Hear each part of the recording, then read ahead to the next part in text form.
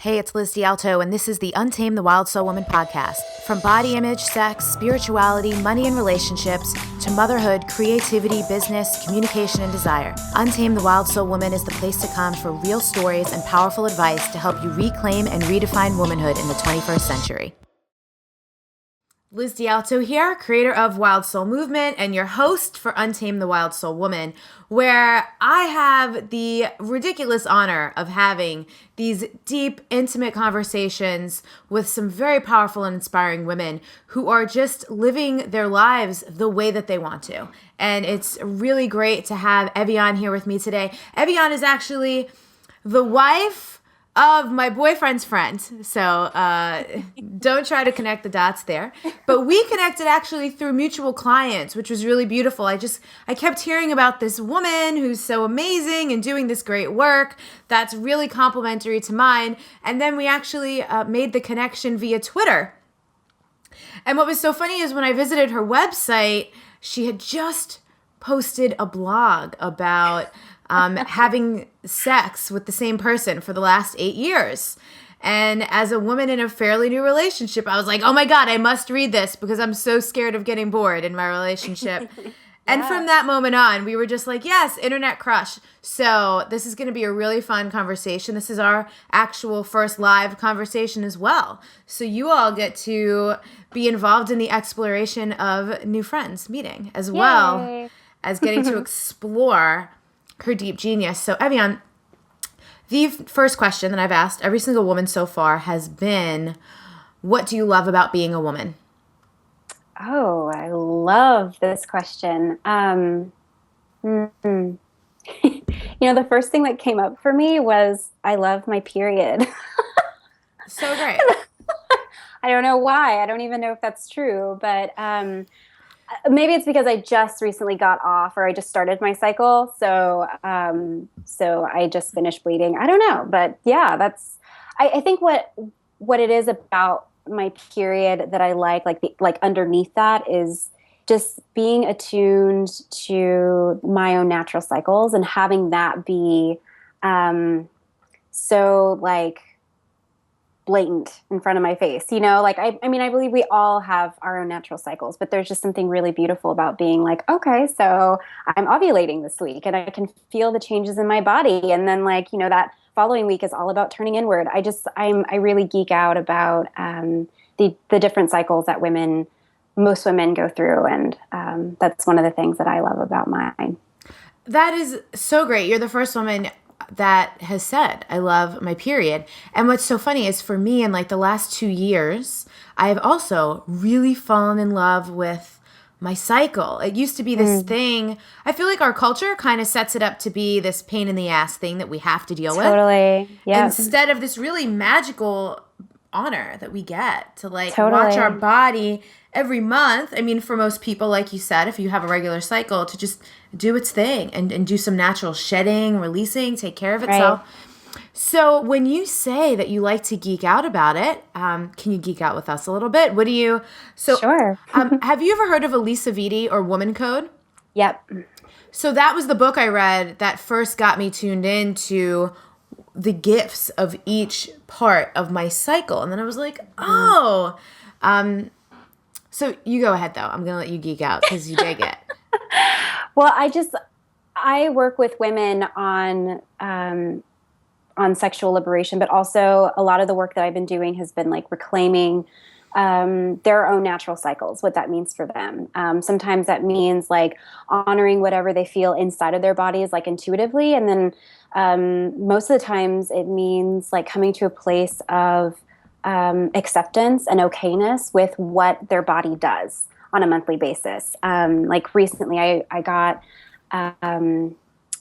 off the phone with a client who was, dealing with wanting to fall in love with her period. She's like, I hear so many women talk about how I want to love my period or whatever. And she's like, I want to get to that point because I fucking hate mine. But I don't want that. I don't want that kind of self-hatred. So, I've been working with her as well as working with myself on what it means to fully love and appreciate all of the parts of me and my body, even the ones that are really gruesome and bloody and brutal, you know?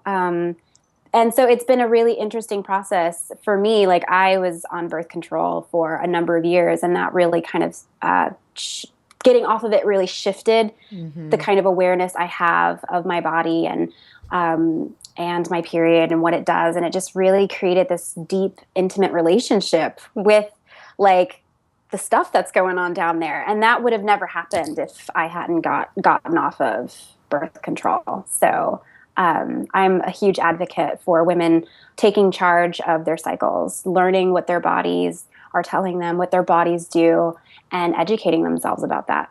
Yeah. All right. So I have some real fun questions for you now. Yay. I did the same thing. Not only did I go off birth control, but it's just something that will never even be an option for me again. The idea, I just never fully understood. This was one of those things in my life where I just followed what everybody else did without question until eventually I questioned it because I was like, whoa. I'm actually messing with my body's natural rhythm. Yeah. I'm introducing chemicals and hormones into my body that don't need to be there. And for me, it wasn't, I know some people have issues like migraines, acne, and all these other reasons that birth control gets prescribed. But for me, it was just contraceptive. So since you aren't on birth control anymore, how do you approach birth control without a pill? Oh man, my question or my answer to this is stupidly easy, and it's a luxury for me to be able to say this, but my partner and I have decided not to have children. So he got a vasectomy, and I'm not on birth control, and I won't be on birth control for the rest of my life. And that's the thing, like when we sort of knew, we sort of had an inkling that we both didn't want to have kids, like in the very beginning stages of our relationship. And then it started to get to this point where like I was taking a pill every day. And I'm like, I kind of think that I'm going to be taking this for the rest of my life because I don't want to have kids and I don't want to use condoms with my partner. And the pull-out method isn't quite, effective. And then you've got, where you can put the thermometer up your vagina and check all these different things. And like, that's doable. But it's just a lot of effort for me. And I wasn't ready to commit to that at the time. And so, we talked about it and he's like, I think that, I would much rather kind of like take one for the team than, have you be on birth control for the rest of your life. So it was a very personal decision. And I don't think that it's for everyone, but it totally worked for us. And I'm very grateful for him to do that. That is really cool because that, to me, I'm not sure that is much different from a woman being on birth control because there is some violation of natural body something, but awesome. Yeah. Well, I mean, with the, at least with the guys, like, it's just a simple operation. It's like a snip of a tube and there's no like changes of hormones or there's no chemicals that are coming into the body. I mean, he can still function in the same way. There's no real difference. All of his semen just gets absorbed into his body. It's not inside of his, whatever. Anyway, I'm getting a little too technical, but it's much healthier for the both of us because I'm not, a slave to the hormones and the chemicals, and we don't have to worry about me getting pregnant or him feeling whatever it is he would feel, I guess, if that was an issue. So so interesting, and you're right. It's just such a personal choice for people in relationships. So thank you for being open about that. Yeah. So for women, though, I still want to stick here for a second. So for women who that solution is not available, does this come up in your work with clients? How do your clients handle it? Yeah, a lot. That's like probably one of the biggest areas of concern for a lot of my clients because they want to kind of reclaim a relationship, an intimate relationship with their cycles, but they don't know how to do it while on birth control. Like they feel like the birth control is a huge like oxymoron to that. Like how can I know what my natural cycle is if I'm taking a hormone every day that completely throws off my natural cycle. And so, again, like I work with my clients to find some peace in whatever decision that they're making. And there are a ton of like different alternatives that you can do. Like, you've got an IUD, you've got the natural family planning, which I mentioned, and, you've got condoms. And so for me, the work is more about like getting women to feel comfortable in whatever choice that they make, and then also realize like it's okay if you change your mind. Like if after you're on an IUD or you don't do birth control or it's non-hormonal or whatever and you hate it, like you can go back onto it. Like it's your body. It's important that you know that you have options and that you can do whatever makes you feel comfortable. I dig that. Yeah, so I do the natural planning thing, and you're right, it is a lot of work. Like there's these reminders on my phone, like take your temperature, do this, mark this down. But I dig it because I'm with you. There's just something to me, so we're really getting personal here, girls. There's just something to me about condoms that feels so impersonal. I mean, not only does it not feel as good, but it kind of feels like this intrusion. Like, and I'm a super like sensualist and naturalist about many, many things. And it's funny because I recently had a friend of mine a couple months ago. She's much younger than I am, and she's in a new relationship. And she texted me, what do you do for birth control? And I'm like, let me call you. And I'm like, number one, I'm not going to recommend this for you. Because I think there is something about that of having that intimate connection with your body and a belief and trust that if my intention is not to get pregnant, I'm going to trust that my body's on board with my intentions. And that's just a little woo-woo for people. I remember, I hope he doesn't mind me sharing this. He probably doesn't. But when Mike and I started dating, I remember him saying, he's like, your Abraham Hicks method of contraception makes me a little nervous. Oh, that's so funny. I actually have a friend who does that as well, who uses like breath and meditation and the foods that she eats to sort of like time her ovulation cycles. And it's just like, I was looking at her like, girl, you're kind of crazy, but like it works for her, you know? And again, like I stress to everyone that I talk to you about this, like, it's so important that like you understand that your body is your body. Like every body is different. And your choice of contraception is personal, it's intimate, and it should fit with you. I'm so with you with the condom thing. Like I remember when we were talking about this, he and I, and I was like, I don't want to use condoms for the rest of my life with you. Like that just doesn't make sense to me. Like we are married, like we've been through a lot of shit, like to have that barrier there seems really just like pointless, senseless. And then also too, like I'm really a part of like, I'm trying to adopt like a no waste lifestyle. And I couldn't help but think like, man, that's a lot of like garbage, like using a lot of like I don't know. Anyway, so yeah, it's very sustainable for us, and it works. So cool. I mean, I dig it, and it's cool. I love that the bottom line is what you're saying here is you have a choice. Like you're a woman, it's your body, and you get to choose and you get to decide. And I think that's super, super important. And I think that's a big piece, right, of Untamed the Wild Soul Woman is this taking ownership. Like you inhabit this body. I think a lot of women view their body as a burden, not as like art or a miracle or like this really magical thing that can make humans if you wanted to. So is there any evolution to your story of your relationship to your body? I feel like the evolution to, or at least the evolution to my body is like in a constant state of growth and progression. I really began to, I've always been curious about my body, but I didn't begin to take full ownership of it and to see the magic of it until really quite recently, like I'd say a couple years ago. And I realized that seeing my body as magic and being okay with what my body does is, that's really directly connected to the way that I enjoy my relationships, the way that I enjoy my work, the way that I enjoy sex. And sex is a huge topic for me. It's what I do. And for me, that was like this topic of being okay with my body plus the sex piece was really kind of getting jumbled in with each other and causing a lot of problems.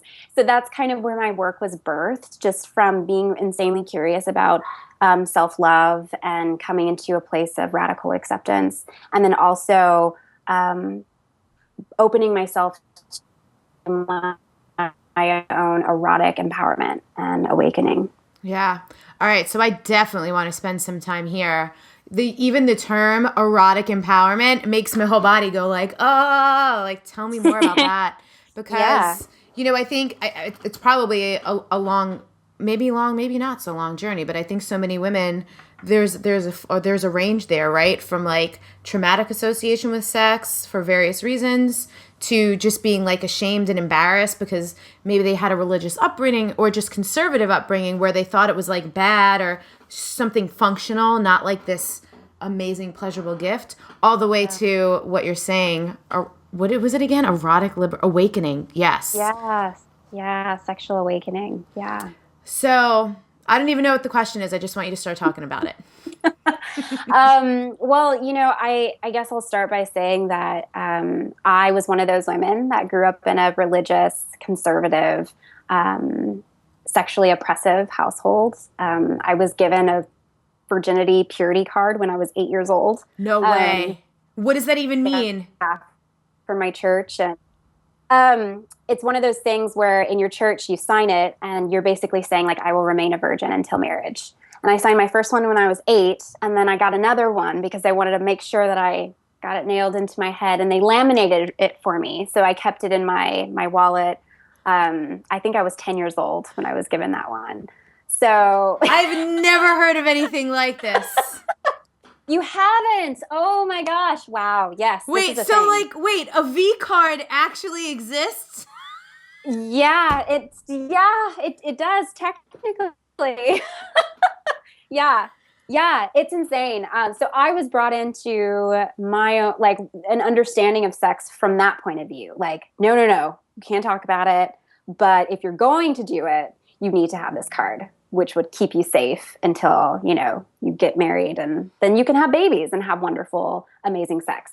And so my relationship with sex and sexuality was really tumultuous. I had no idea what was going on because, the only education I got was, I can't stop laughing. I just can't believe that that's a real thing. Yes. So and I just want to be super clear that this is just like my reaction. And, if people feel really good about that, amazing. But I am just absolutely like kind of flabbergasted. But keep going. No, it's crazy. It's so crazy. And it's crazy that it happens at such a young age. Like for me, I was 8 years old when I was given my first and signed my first contract. And then I was 10 when I got the laminated card. So like I was brought into sexual awareness with this idea that it was completely sinful unless you were married, and sex only made babies, and don't even think about it until you get married. So and of course that didn't happen because when I believe that this idea of telling anyone that they can't do a specific thing because it's bad, it just makes you want that more. Like I like to say, less makes the heart grow fonder. Anyway, I got really, really entranced with the idea of sex. And then I got into a relationship with someone I thought I was going to marry. I lost my virginity to him at 15, and I was not, doing very good in terms of safe sex practices because I wasn't given that education. I wasn't given those talks about sex. Like, okay, so if you do choose to have sex, you should probably use condoms. You should probably talk about what it means to give sexual consent. You should talk about what sexual abuse looks like. Like all of those things were never discussed for me. So I really had to teach myself what that meant, learn through trial and error what those things meant for me. And of course, that came with a lot of traumas, that came with a lot of really unfortunate events between my family and all these other things because, they found out that I wasn't a virgin and, my dad didn't talk to me for 2 weeks. So it created this whole Pandora's box but still there was something really interesting to me about that. Like the idea that this one thing, this one like really important facet of our existence as humans is so completely like damned. Like it was so off limits for me. And so then I got married, or I got into a relationship with someone, and that's when, you know, in an adult relationship, that's when I realized like, wow, sex is a huge force. Like it's not just a thing that you do in the back of a van. I mean, you can do it in the back of a van if you want to, but it's like, it's more than that. It's deeper than that. It's about communion. It's about creativity. It's about like, you know, energetic exchange. And of course I had no idea what the fuck any of that meant at the time, but I was really bombarded with the intensity of sex. And man, it was a lot. It was a lot for me. And because I wasn't given the kind of education that I needed, because I didn't have a safe space to talk about or explore my sexuality. You know, my sexual relationship with my partner, Jonathan, in the very beginning was really, really rough. I think we went like a year at one point where we weren't having sex because I was feeling so shameful and so confused, and like I'm like I don't even really know if I like what's going on, like, and then I was dealing with sexual trauma that had never been addressed, and there's all these different things, and then one day I woke up and I was like, I don't want to live like this anymore. Like I'm an adult, I want to have really awesome sex, I want to orgasm, I want to feel fully embodied in my femininity, and that's when I began to, you know, start writing about sex and my experience as a woman kind of going through her own sexual awakening. And I started a blog that sort of profiled and talked about like what I was going through. And it just sort of blew up from there. Yeah, well, I think this is, you know, we've talked a lot in this interview series and a lot of the other interviews about just like this rise of, call it whatever you want to call it, the divine feminine nature, you know, whatever it is, this just feminine force in the world that for just centuries has really been not even just denied, but in many ways suppressed simply because it was feared, right? Like the leaders at the time would like fear like the feminine power, whatever. But and as I noticed this rise and this cultural shift happening, sex really is a large topic because you're right. Yeah. Like religion has made it bad. Education, even the way like in schools, like sex ed is just very medical, clinical. Yes. Yeah. Mm-hmm. It's just like, this is how it works. And no one teaches little girls like about their anatomy, about like what happens where, like what is an orgasm, all these things. And so it's not even just the danger of people not having an education. I think you mentioned like the energetic exchange. Sexual intercourse can be such a powerful, energetic experience. It can be freaking terrifying as people start to have these awakenings. So I imagine you probably have clients that experience this. Like some things I can relate to were like crying out of nowhere. Or sometimes the coupling of like intense pleasure with intense pain and like feeling safe and speaking up. What are those? You're nodding your head, so I'm assuming it's a yeah. Yeah, vulnerability, like being willing to be vulnerable is a huge thing that I dealt with, that my clients come to me and they like have a hard time opening up their partners. And I mean, that's literally and figuratively, like, it's just very difficult for them to be like, okay, I surrender. Like, I will allow you to take me. And that is something that I had no experience with. I didn't know what it meant to have that kind of, to express that kind of vulnerability and to have that kind of, that trust and safety within a partnership. And I'm so grateful that the partnership that I have currently is really, it fosters that kind of safety and that kind of experimentation of what it means to fully surrender and fully open to pleasure. And then, like, you know, another thing that I think that is really unexpected for people who begin to like open this Pandora's box of like their sexual potential is like, what the fuck is my body doing? You know, like a lot of my clients come to me, they're like, I don't know why, but like my leg is shaking, like when I'm orgasming, like I don't even know what that means. And, you know, we're so cut off from our own pleasure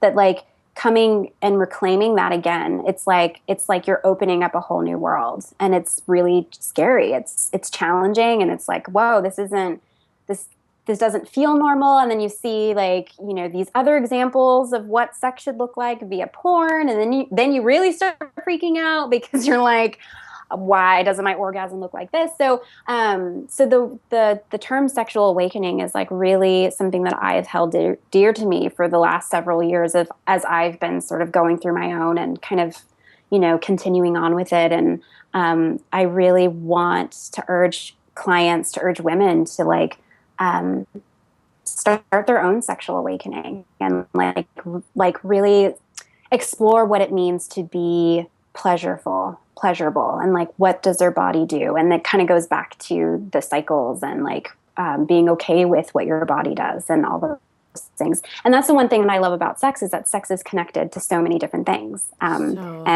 so many different things. Like, I mean, and I was talking to you before we got on the interview that like, I call myself a sexual liberation coach, but really like I'm all these other different things. And it's not because like the sex doesn't matter. It's always on the forefront. It's just we're stroking a different area that is connected and linked to this particular area. So, and that's why I love the topic of sex, because it is so broad. It's not just about like what happens in your bedroom, but it's what happens in between those moments. It's what happens in your creative processes. It's what happens when you're meeting someone and you're looking at them face to face. And I think that erotic energy is so interesting. It's so interesting, and this is something like literally I could talk about all freaking day. So something I've noticed, I don't mind sharing this with you because I think it'll be a great conversation. Something I noticed that actually was sparked by your blog post, because you said something about missionary position not being boring. You're like, this is actually one of my favorites because it's like this opportunity for like the full embrace, the eye contact. When you said that, I realized, talk about like sexual awakening, I've really considered myself a pretty open person sexually for many years. And it dawned on me, I'm like, I don't make eye contact. And I was like, what is that about? So I've begun to explore that with my partner, and I'm like, oh my God, there's this stuff I didn't even know I had around being seen like in that erotic context, like really enjoying it. And like this like slut/whore, like shame stuff. Yeah. Mm-hmm. Yeah. It's like the eye contact thing. It opens up just another like wellspring of just shit. I know that when I started playing around with it, I'm like, oh my God, I don't really want to like, and it's not because like, my partner is not good to look at, or I didn't like him. Like, I mean, it's all good, but yeah, there is something there connected to, enjoying yourself, being in your sexual power and being like, okay, here I am. Like, you can see me, we are doing this thing and it's fucking amazing. And, like, it's really, in that sense, like sex is fucking weird, like just this idea of like, staring deeply into people's eyes and you're connected and you're breathing and it's like, it's intense. It's magic. Yeah. So how do you help people? I mean, so many different fears come up. What just came into mind when I was saying that with you is I bet for some women, they're like, eye contact, I'm not even close to that. I barely even want to like have my clothes off. What's kind of like a normal, never mind, I'm going to strike normal from the record because it's like not even whatever. But, are there steps that you recommend? Is there like an evolution you recommend? Or how's the unraveling/awake? I feel like unraveling is probably part of awakening, right? How does that usually unfold? Yeah, I love the word blossom. Like, I love this idea of just like slowly coming open. And I think like at the first bud, I subscribe masturbation to my clients a lot, because I think that if you want your partner to be able to touch you and to give you pleasure, like you have to know what makes you feel pleasure. And so many of us, I know for me, like I was raised with this idea of sex being like, it's the man's job. He does his thing. Like you just lay there and let it happen to you. He's the one that's supposed to give you an orgasm. And so, and that's kind of a sentiment that I hear a lot with my clients as well. It's like, oh, I have to like, actually like there's something inside of me as well that I can access. Like, it's not all about him and his orgasm. So, so I'm always telling people to play with themselves, to play with their,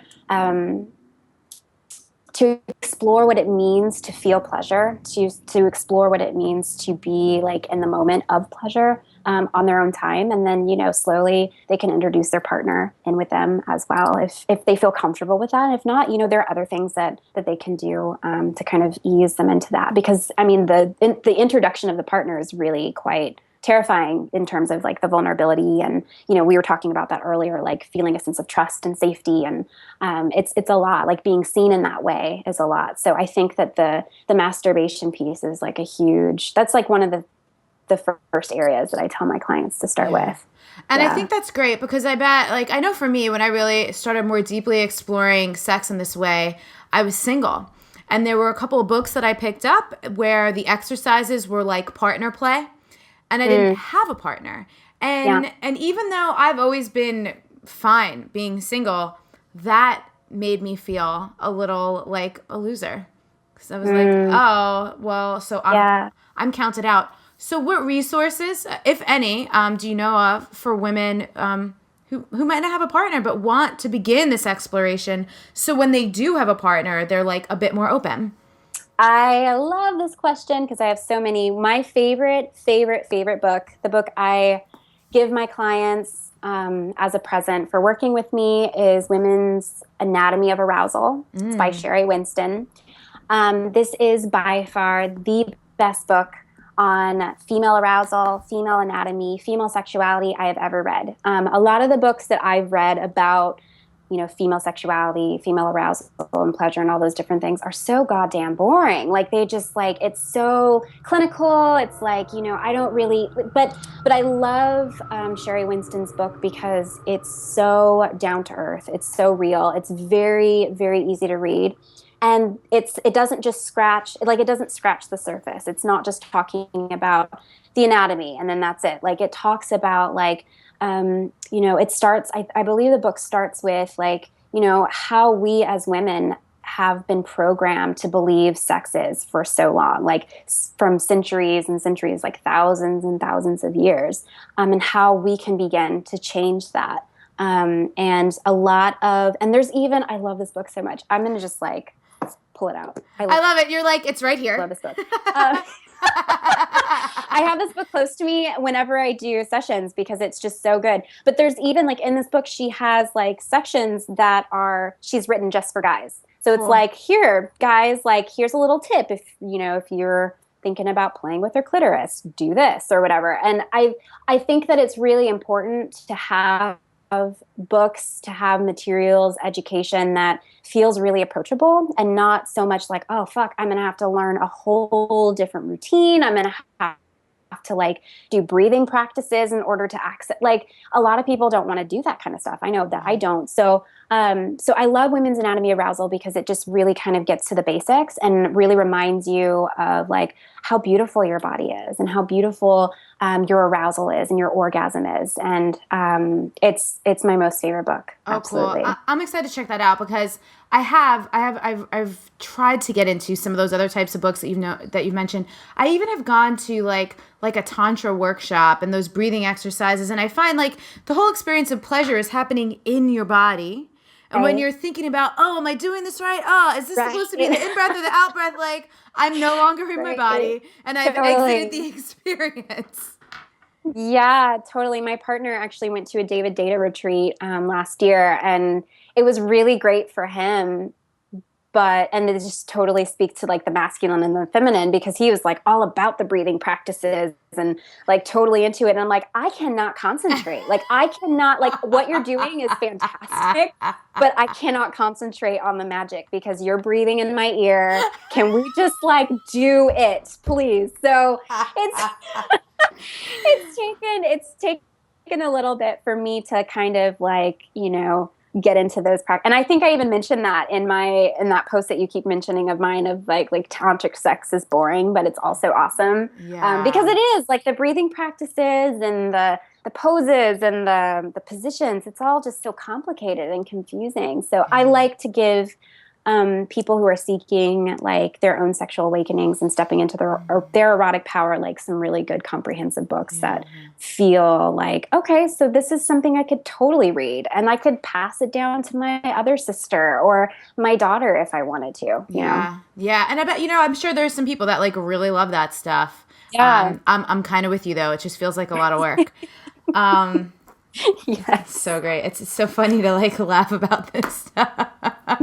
Yeah, it's good. And that's one thing that I love to kind of bring into my coaching practice is that like sex is meant to be fun. Like I think a lot of people bring this like mode of seriousness to sex. Like it's so serious. Like we have to have everything perfect and the lights and like, I think that you should laugh. I think that there should be smiles on your faces. I mean, it's okay if there's not smiles on your faces all the time, but it's a dance, it's a gift, it's a blessing, and I want people to feel like it's play, not that it's like work, like it's arduous. So I think it's great that we can laugh and we can like share these really funny, quips about sex because sex is kind of weird when you think about it. It's totally freaking weird and totally amazing at the same time. So I'd love to ask you this question because so I'm not married and I've been in several serious relationships in my life, but this is just like something you hear across, whatever, personal development, self-help, relationship talk, where people talk about, oh, it's time for you to start scheduling sex. How do you feel about that? And I think it comes from a good place, right? Everyone's busy and like men and women, like they burn out. There's so much adrenal fatigue. There's all this stuff.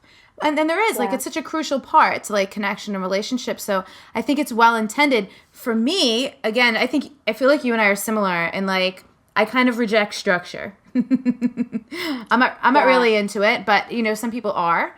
So how do you feel about that practice? Or when I first heard of people scheduling sex on their calendars, I'm like, these people are nuts. Like, really? But the more that I've been doing this work, the more that I realize like everyone is different, every body is different, every sex life is different. I understand the beauty behind that because there's something really intentional and really beautiful about being like, okay, every Wednesday night I have a date with you. And like being able to work up to that date night and like know that you're anticipating it.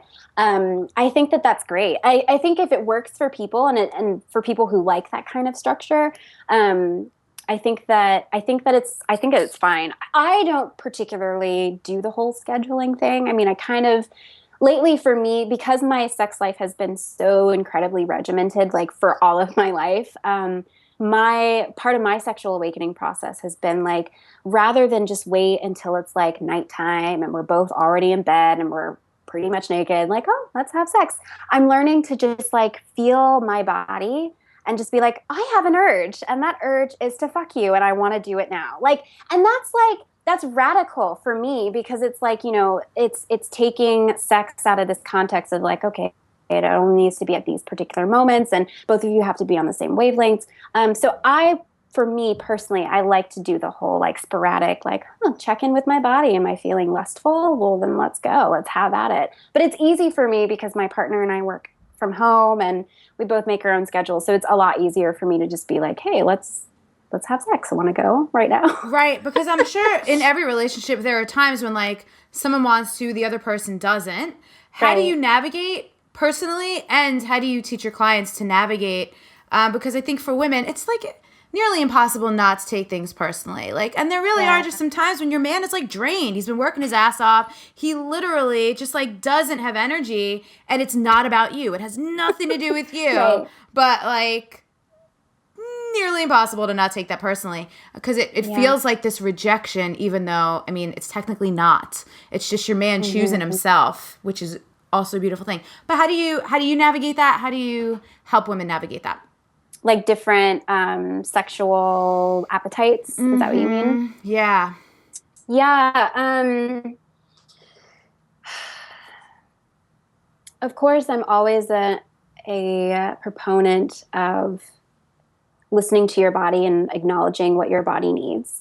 I remember I was getting I was in session with a client once, and she's like, so we had done all this beautiful work around her opening to her sexual potential. And she's like, so it's amazing. Like, I want to have sex all the time now, and my husband can't keep up with me.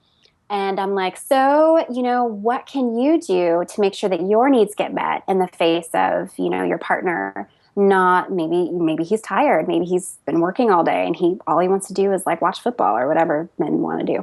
And so for her, the answer was like to have her own sexual practice, like to have this really beautiful, independent sexual practice where she's like, okay, well, you can watch football. I'm going to go upstairs and I'm going to treat myself to a beautiful bath, and I'm going to dance to some music, and I'm going to light candles, and I'm going to masturbate for an hour. Just don't bother me.